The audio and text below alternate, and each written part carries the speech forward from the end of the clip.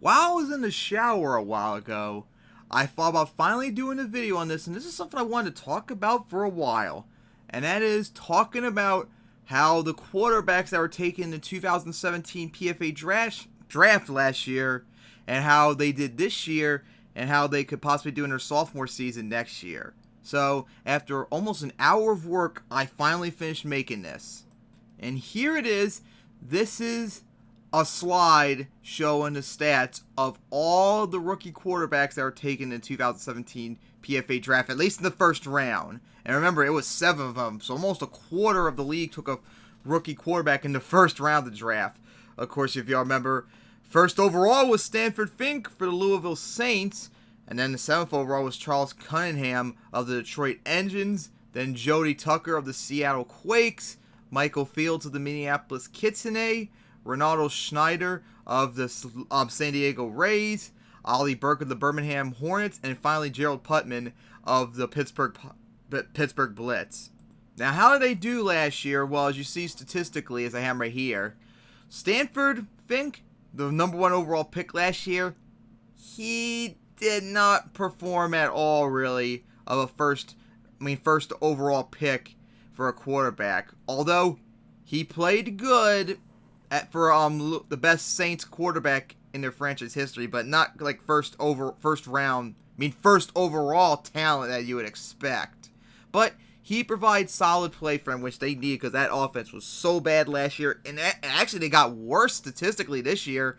But overall, he was still pretty good compared to the quarterbacks from last year, and that's how they got a 7-game improvement, got to 500, first time in their history. However, the quarterback that was taken 6 picks later, Charles Cunningham, oh my goodness, that was an unbelievable pick that was. Look at his stats. He had over 4,100 yards, 36 touchdowns to just 8 interceptions.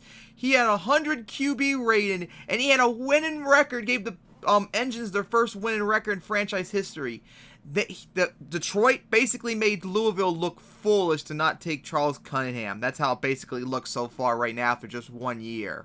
Now, the first 2 teams were going to start their quarterback no matter what. These last 5 had their main starting quarterbacks, and these guys were going to be backups to eventually take over. And start with Jody Tucker.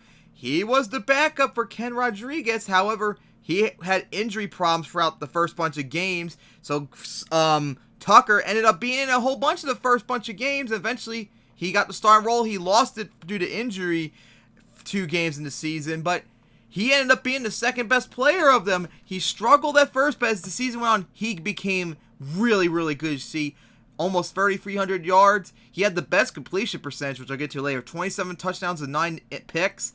And he had almost 100 QB rating, and he actually led his team to the playoffs for the first time ever. And then right behind him, Michael Fields of the Minneapolis Kitsune, as he got in an injury-filled game where all 3 quarterbacks, including him, got injured, and he ended up being the starter due to injuries of Samuel Clark, and he did not really play that good, but later on in the year, he played a little bit better, which might have saved his spot to be the starting quarterback for 2018. And then Ronaldo Schneider, same thing, as he was the backup. Their current quarterbacks got injured. He was forced in the starter, and he was not really good.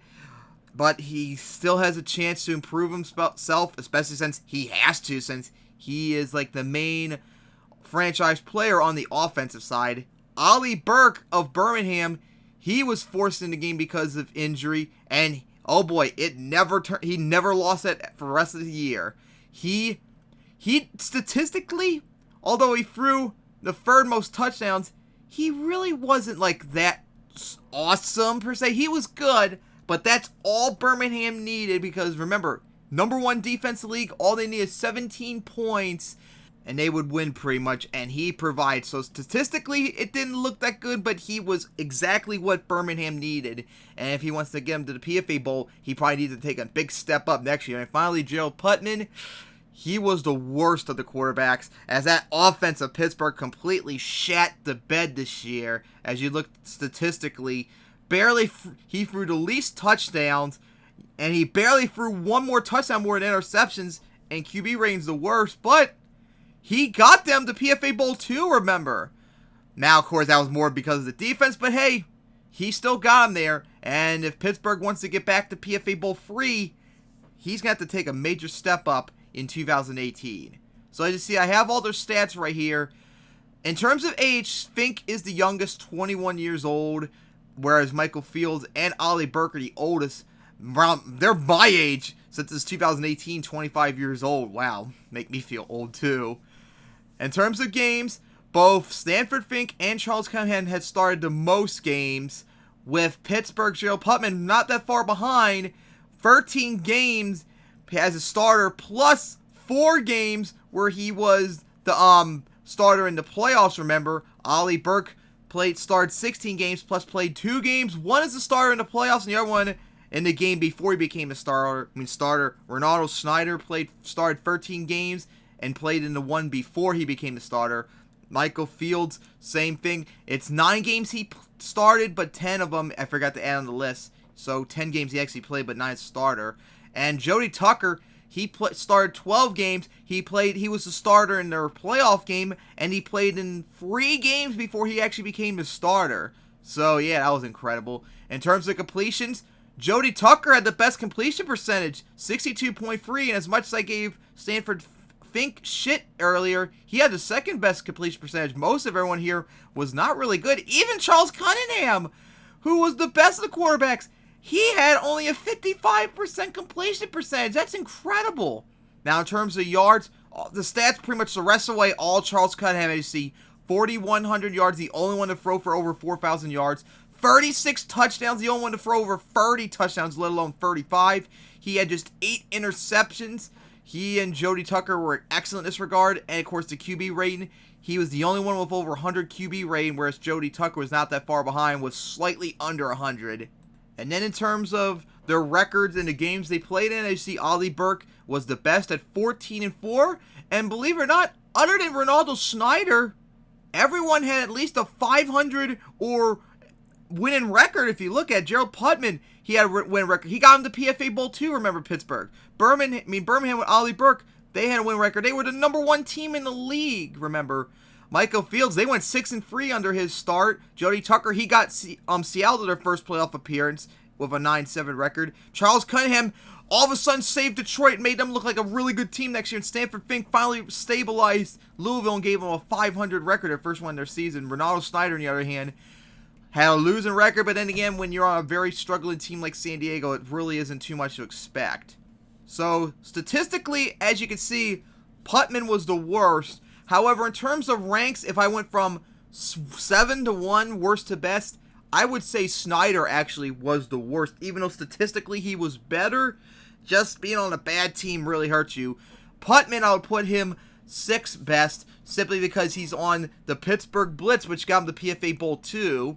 And in 5th place, I would probably say Michael Fields, as he struggled at the first part of the year, but he got a little bit better, mostly because Minneapolis probably saved him a lot. 4th, I would actually say Stanford Fink. He disappointed for the first overall pick, but he still played okay. He didn't play like first overall talent, but he didn't play like a bust either. And that was more than enough that Louisville needed. 3rd place, I would say Ollie Burke, mostly because even though statistically doesn't look that impressive, hey, getting to be the quarterback for the best team in the league with #1 defense, got him to the playoffs, that's pretty good. Jody Tucker, easily the 2nd best quarterback, and then Charles Cunningham, easily #1. So, what's the expectation for these guys going into 2018? Well, hopefully, first off, this is just their rookie season. Hopefully, in their sophomore year, they'll improve. Because, oh boy, if they improve, oh boy, that would be a lot to expect. Louisville with Stanford Fink, I'm starting to think they could be a possible playoff contender maybe if he improves. I mean, they had a very elite defense last year. It was just their offense, which actually got worse. They were one of the worst offenses in the league, even though Stanford Fink played better than all the quarterbacks they had last year. If he can perform and that defense plays really good, still, they could be a playoff threat. Charles Cunningham, oh my God. I don't want to say PFA Bowl free contender yet, but if he plays even better than this, and Detroit starts cutting back on the losses they had near the end of the year, they could be a threat possibly. Jody Tucker for Seattle, I think they could be a playoff threat and maybe possibly contend to win the Century West next year. Michael Fields, he has to play a little bit better, and Minneapolis needs to get a little bit better too. Not quite sure. They could maybe be on the verge of a playoff appearance. Ronaldo Snyder in San Diego, they got a lot of work to do. They better hope he becomes the quarterback, because it's not looking good right there. Ollie Burke, he needs to play better, even though he's playing just what they need to do, and they can get right in the mix to being PFA Bowl free. And then Pittsburgh with Gerald Putman, we'll have to wait and see, because he did the worst of all the quarterbacks, yet they still got to PFA Bowl 2. Could he get better, and maybe that'll be the next step where they actually win PFA Bowl 3, or will he take a step back and they miss the playoffs, which I highly doubt, or miss PFA Bowl 3? We'll have to wait and see. I can't wait to see what these 7 quarterbacks do next year, as the future of PFA is very exciting with these quarterbacks. And then, of course, just wait till next year, maybe when I talk about the 2018 quarterbacks, if any of them are taken. That'll be very interesting to see. I hope you all enjoy this, as we're still doing the 2018 offseason, well, 2017 offseason. I still got to do free agency, still got to do 2018 draft, as still figuring out what's going to happen with Oklahoma when it comes to their quarterback situation. Will there be a trade? Will there be releasing? We'll have to wait and see on that. But I hope you all enjoyed this video. I wanted to talk about this for the last few months, and I just finally decided to do it.